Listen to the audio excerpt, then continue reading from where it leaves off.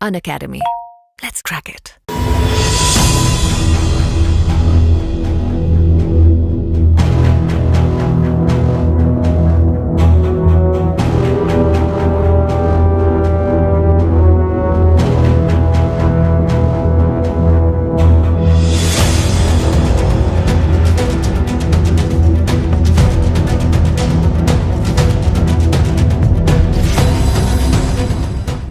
Hello नमस्कार, मैं हूं Tansukh Paliwal. Linking laws and academy के इस प्लेटफॉर्म पर आप सभी का दिल से स्वागत। देखिए, जुडिशरी एग्जाम अपने आप में एक ऐसा एग्जाम हो चुका है जो डिग्निटी को हासिल करता है, साथ ही साथ में न जाने कितने लॉ स्टूडेंट का एक ड्रीम अचीवमेंट भी बना हुआ है।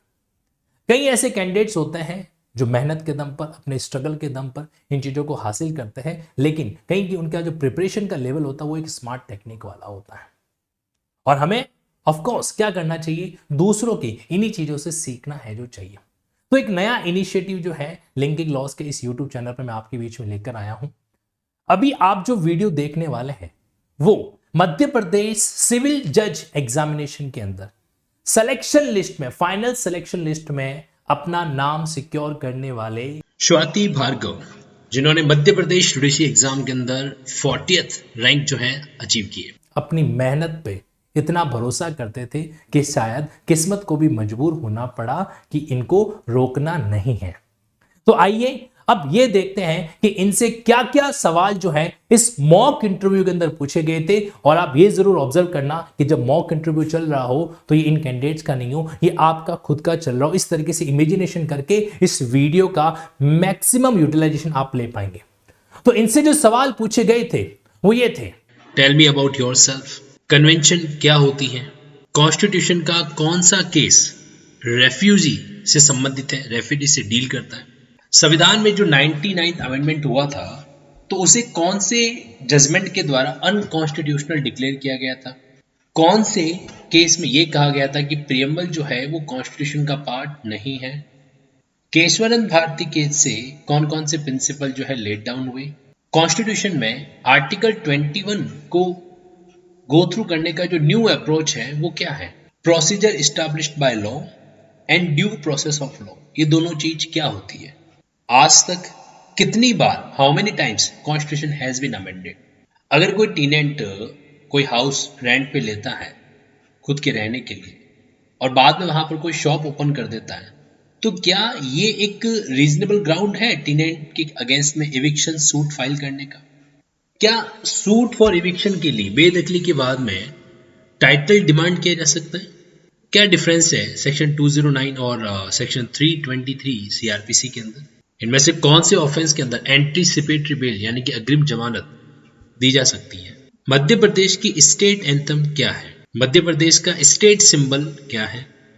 मध्य प्रदेश में अभी तक कितने, आज तारीख में कितने डिस्ट्रिक्ट है? How many district are there in MP? आपका जिला जो है उसकी पॉपुलेशन कितनी है? मध्य प्रदेश के टोटल एरिया और मध्य प्रदेश के टोटल पॉपुलेशन कितना है? अगर एरिया वाइज देखा जाए तो इंडिया में मध्य प्रदेश कौन सी रैंक पर है? वो कौन सा बिल था जिसने छत्तीसगढ़ को मध्य प्रदेश से सेपरेट किया था? क्या आप उस बिल का नाम बता सकते हैं? What is the name of the bill pass to enforce the law in Jammu and Kashmir? Jammu and Kashmir में जो भी रीऑर्गेनाइजेशन हुआ है तो वो कौन से बिल के जरिए, उस बिल का नाम क्या था, बताइए। तो ये सारे क्वेश्चंस पूछे गए थे स्वाति भार्गव से। और आपको इस वीडियो को अटेंड करते समय ये फील करना है कि मॉक इंटरव्यू बोर्ड के सामने अगर आप हैं तो आप इन सवालों का जवाब किस तरीके से देते हैं। स्वाति जी बताइए, बोर्ड को अपने बारे में बताइए कुछ। Good evening ma'am. जैसा कि आपको पता है मेरा नाम स्वाति भार्गव है। मैं राघोगढ़ मध्य प्रदेश से हूँ। मैंने श्री सत्य साई विद्या विहार गेल विजयपुर से अपनी स्कूलिंग कंप्लीट की है। मेरे पिता का नाम श्री अजय कुमार भार्गव है एवं वे एक एडवोकेट हैं। मेरी माता का नाम श्रीमती रचना भार्गव है और वे एक गवर्नमेंट स्कूल में टीचर हैं। मैंने अपना BA LLB Hidayatullah national law university से कंप्लीट किया है 2020 में। एंड उसके बाद मैंने अपना LLM रेनेसां यूनिवर्सिटी से कंप्लीट किया है 2022 में। मैंने बार काउंसिल में अपना रजिस्ट्रेशन लिया है। हालांकि मैं कोर्ट नहीं गई हूँ, बट मैंने अपने फादर को उनके ऑफिस में हेल्प की है ड्राफ्टिंग में। और अभी मैं insurance regulatory and development authority of India में एज अ यंग प्रोफेशनल काम कर रही हूँ। स्वाति जी, आपका मास्टर्स किस में है? मैम कॉन्स्टिट्यूशनल लॉ में। कॉन्स्टिट्यूशनल लॉ में। That's great. चंद्रिका दास का केस सुना होगा आपने, किस किससे रिलेटेड है? Ma'am, actually, it's about a rape case in which a state employee was accused for committing rape of a Bangladeshi woman. In this case, international conventions were used for the punishment and make him liable. क्या होता है international convention, क्या होता है? Ma'am, conventions वो international rules होते हैं जिनको कोई भी नेशन साइन करके अपने ऊपर लागू करवाता है। It's upon the country to sign it और नॉट। अगर कन्वेंशन का बेसिक मीनिंग देखें तो it's norm, but if in international sense we are talking about it, तो कोई भी अगर कमिटी है and a group of nations come together and form rules to govern them, that is called convention. Okay. Constitution का ऐसा कौन सा case है जो रिफ्यूजीज से डील करता है?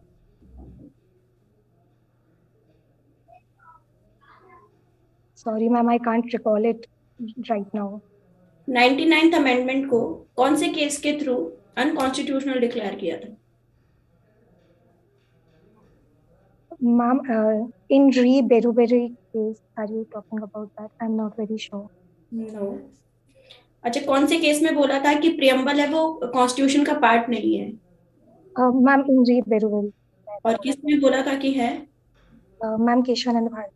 for the state of- Kesavananda Bharati case से कौन सा जो प्रिंसिपल है वो लेट डाउन किया था ऑनरेबल सुप्रीम कोर्ट ने? Ma'am, doctrine of basic structure let down किया गया था। ओके। आपको न्यू अप्रोच पता है कॉन्स्टिट्यूशन में आर्टिकल 21? यस मैम, जब से मेनका गांधी का केस आया है नहीं, तब से अभी इसको वाइडर अप्रोच दिया गया है एंड राइट टू प्राइवेसी और जो भी राइट्स होते हैं उनको इंक्लूड किया जा रहा है।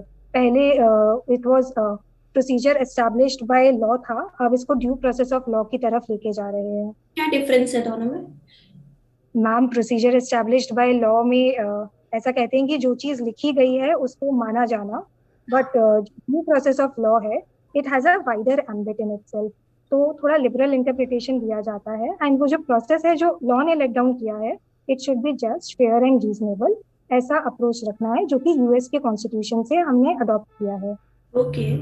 आप ये बताइए कि सबसे कितने अमेंडमेंट हो गए आज तक कॉन्स्टिट्यूशन में? Ma'am, I am not sure, can I answer you but with your permission? Sure. Ma'am, 105। Okay sir. Swati ji, ये बताइए कि एक किराएदार ने वो मकान जो है वो रहने के लिए लिया था, ठीक है, जी और वो अब उसमें जो है एक दुकान लेके आता है और उस दुकान को हमारे यहाँ पे उस जगह पे खोल लेता है, जी सर। तो ये ग्राउंड होगा निष्कासन का? यस सर, सेक्शन 12 में अगर जिस पर्पस के लिए section 12 of MP accommodation act ऐसा कहता है कि जिस पर्पस के लिए अगर टेनेंसी दी गई है उस पर्पस का अगर ब्रीच होता है तो एविक्शन का ग्राउंड बनता है। कौन सा आधार होगा? ए होगा, बी होगा, सी होगा, डी होगा? सर 12(1) सी होगा, 12(1) सी। निष्कासन के बाद में सत्व की मांग की जा सकती है निष्कासन के बाद में? Sir I am really title sorry, की मैं आपका क्वेश्चन नहीं समझी। आपने निष्कासन का वाद लगाया है, सूट लगाया है, तो उसमें स्वत्व की मांग की जा सकती है क्या टाइटल की? Sir I am not aware of it. CrPC के सेक्शन 209 और 323 में क्या डिफरेंसेस है? सर सेक्शन 209 और 300।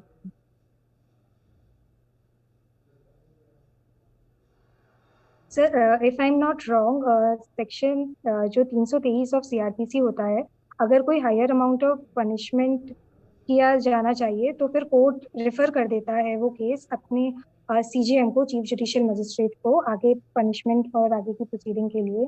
और जो sir I am not aware about 325 क्या होता है फिर?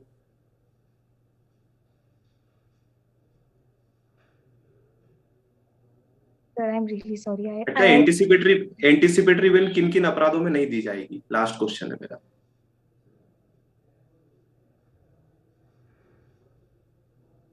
एंटीसिपेटरी बेल किन किन?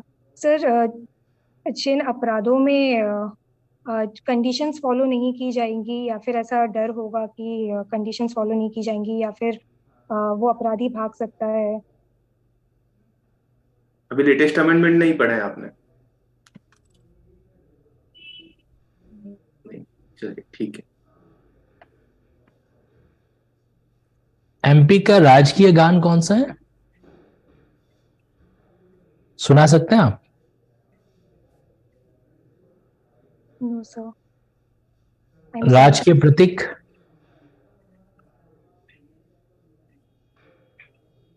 Sir, I've read about it. I think I'm not able to recall. You belong to MP itself or not? Yes, sir. Which state? Which district? Guna district, sir. Kunal district. कितने जिले हैं MP के अंदर? Sir, 52. और 52 में से जो आपका डिस्ट्रिक्ट है वो क्षेत्रफल की दृष्टि से एक टॉप 10 में आता है एमपी के अंदर? नहीं सर। पॉपुलेशन में टॉप 10 में आता है? जी नहीं सर। श्योर हैं आप? जी जी। क्या जनसंख्या है आपके जिले की? Sir, it's around 3 lakh. और एमपी की टोटल जनसंख्या कितनी है? Sir, that I am not aware of. MP का टोटल एरिया कितना है? क्षेत्रफल की दृष्टि से एमपी कौन से रैंक पर है स्टेट के अंदर? कंट्री में सर सेकंड रैंक। सेकंड है या थर्ड है? सर थर्ड है। छत्तीसगढ़ पहले एमपी में शामिल था या एमपी छत्तीसगढ़ में शामिल था? सर छत्तीसगढ़ पहले एमपी में शामिल था, 2000 में कर दिया गया है 1 नवंबर से। क्या नाम था उस बिल का जिसने छत्तीसगढ़ को एमपी से अलग किया? अभी हाल ही में जम्मू कश्मीर को वापस लॉ एप्लीकेबल कराने के लिए कौन सा बिल पास हुआ था? क्या नाम है उसका और किस स्टेट को इफेक्टिव हुआ वो? सर जम्मू एंड कश्मीर जो आर्टिकल 370 को हटाने के लिए एक्ट था। 370 हट चुका है? Yes sir. अभी करंट में 370 हट चुका है या नहीं हट चुका है? सर हट चुका है। Okay, thank you. We are done with your interview Swati ji. Now coming back for the feedback.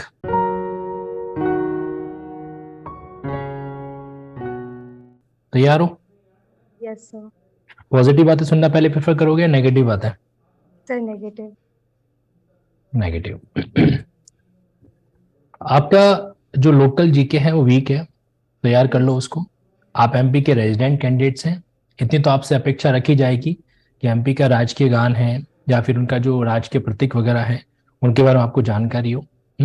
MP की पॉपुलेशन के बारे में आपको अपने स्टेट की पॉपुलेशन, अपने डिस्ट्रिक्ट की पॉपुलेशन पता है, एमपी की पॉपुलेशन नहीं पता है, तो आप कैसे कह सकते हो वो टॉप 10 में है भी कि नहीं भी, क्या रेशियो क्या नहीं है? थोड़ा सा इसके अंदर मुझे फैक्ट्स फिगर मैच करता हुआ नहीं दिखा। तो लोकल जीके एटलीस्ट आपका अच्छा होना चाहिए क्योंकि आपको पोस्टिंग एमपी के अंदर ही मिलने वाली है, ठीक है ना? सेकंड चीज ये, कुछ शब्दों का चयन करते समय आप ध्यान रखें। आई कांट रिकॉल ऐसे मत बोलो। So right now I am unable to recall, right now I am unable to recall. Can't का मतलब तो कभी कर ही नहीं सकते, फिर अलग ही सेंस चला जाएगा। ओके, आंसर स्टार्ट कर दिया फिर बीच में नहीं बोलना कि आई एम नॉट अवेयर सर, या तो स्टार्ट ही मत करो। स्टार्ट करने से पहले थोड़ा पॉज देके सोच लो कि वो चीज आपको माइंड में आ रही है कि नहीं आ रही है, ठीक है? अदरवाइज आपका एक पॉइंट मुझे अच्छा लगा, आप कई बार आंसर देने से पहले ये कह रहे थे कि sir if you allow me then I would like to try, that's a good thing, ये अच्छी बात है। हाँ, बट कई की जगहों पर आपने स्टार्ट कर दिया, स्टार्ट करने के बाद बीच में रोक दिया। अब ट्रेन आपने जयपुर से इंदौर के लिए रवाना कर दी, या तो रवाना नहीं करती, बीच में रोक दिया तो पैसेंजर सारे परेशान हो जाएंगे। ओके, तो बोर्ड इस बातों को ध्यान रखता है, तो इन चीजों को आपको थोड़ा सा वर्कआउट करना है। मुझे ऐसा लग रहा है कहीं कहीं जो आपकी मेमोरी रिफ्रेश करने वाला, मेमोरी रिकॉलिंग करने वाला कॉन्सेप्ट है वो थोड़ा सा वीक है। आपको चीजें आती हैं लेकिन आप उस पर्टिकुलर पॉइंट ऑफ टाइम पे रिकॉल नहीं कर पा रहे हो। और इसका सीधा सा सॉल्यूशन होता है मेडिटेशन। करते हो आप अभी करंट में? आंखें बंद करके लॉ को रिकॉल करते हो सुबह या शाम, हाँ या ना? नहीं सर। बहुत जरूरी है, इंटरव्यू के पर्सपेक्टिव में ये चीज बहुत जरूरी है। आपका इंटरव्यू का डेट कब का है? Sir 18 January. 18 January, hardly you have 20 days, 20 दिन है आपके पास में। तो इन 20 दिन के अंदर सुबह शाम डेली का 2-2 घंटा ऐसा फिक्स करो कि आप सेक्शंस को रिकॉल करो। सेक्शंस को रिकॉल करते हुए उनके कंटेंट के बारे में सोचो। आगे बंद की 154 में क्या आ सकता है, 154 के बारे में सोचो, 155 के अंदर क्या क्या हो सकता है उसके बारे में सोचो। ये आपकी मेमोरी कैपेसिटी को बहुत ही हाई लेवल पे लेके जाएगा, ठीक है? और अगर आपके पास लिंकिंग चार्ट नहीं है या फिर इंडेक्स नहीं है, इन दैट केस इंडेक्स को सामने लगा दो, या तो बेरेट के इंडेक्स फाड़ दो, स्क्रीन अपनी दीवार पे लगा दो और उसके सामने खड़े होकर बैठो, वहां खड़े हो जाओ, वहां पे कंटिन्यू 1-2 घंटे सोचा करो इसके बारे में कि ये सेक्शन रिवीजन यहाँ पे सीआरपीसी में यहाँ पर है, ये रिवीजन सीपीसी में कहाँ पर आ सकता है, सीपीसी के अंदर का कंटेंट क्या, इसका कंटेंट सेम है अलग है। खुद से सवाल जवाब करो, खुद से सवाल जवाब करो, इससे क्या होगा, आप उन चीजों को रिकॉल कर पाओगे। तो ये मुझे ऐसा लगता है बेसिक बात को वर्कआउट करना चाहिए। अब बात है पॉजिटिव बात है, सुनना है कि रहने दूं? तो बता दीजिए। स्माइलिंग एटीट्यूड है आपका, that's a good thing of you. आपकी जब आप बोलते हैं तो बोलने में शब्द हमेशा स्पष्ट निकलते हैं, उसमें किसी तरह का प्रोनाउंसिंग फ्लंफे नहीं है, दैट्स अ गुड थिंग। आप जो बोलोगे वो बोर्ड को आसानी से समझ में आ जाएगा, जो वर्डिंग इस्तेमाल करोगे। जब नहीं बोलोगे बात अलग है, लेकिन बोलोगे तो समझ में आ जाएगा। स्पष्टवादिता जिसको बोलते हैं, क्लैरिटी ऑफ साउंड आपका बहुत अच्छा है, या शायद आपका गॉड गिफ्टेड होगा, कीप इट अप, अच्छी बात है ये। और साथ ही साथ में आई कांटेक्ट मेंटेन करते हो, भले हम ऑनलाइन दुनिया के अंदर, बट पता चल जाता है कैंडिडेट्स ने कहां पर आई कांटेक्ट बना के रखा कि नहीं रखा है, दैट्स अ गुड थिंग। एक नेगेटिव फैक्टर आपके ड्रेसिंग का भी बोलूंगा मैं, आपने मॉक को मॉक समझा, कैजुअल लिया, सो इट्स नॉट अप्रिशिएटेड। आपके जैसा कैंडिडेट अगर इंटरव्यू में रह जाता है तो ये जुडिशरी को हार्म होगा, करेक्ट। इसलिए जो थोड़ी बहुत कमियां हैं उनको इंप्रूव आप अच्छे से करें। ओके, चलो, wish you all the very best. Thank you sir, thank you so much.